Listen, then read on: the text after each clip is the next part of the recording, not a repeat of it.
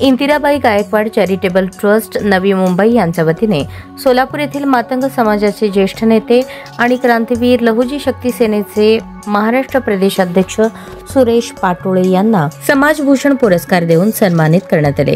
हा पुरस्कार सुरेश पाटोळे यांनी अनुसूचित जातीतील अ, ब, क, ड आरक्षण वर्गीकरणासाठी केलेल्या उल्लेखनीय कार्याची दखल घेऊन त्यांना प्रदान करण्यात आला।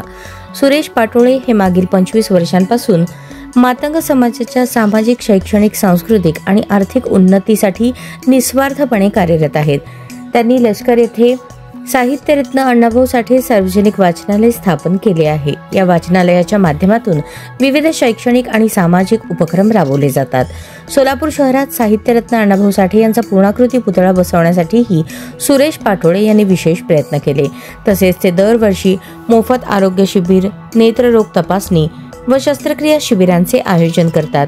सामुदायिक विवाह आयोजन व इतर सामाजिक उपक्रम राबवत असतात।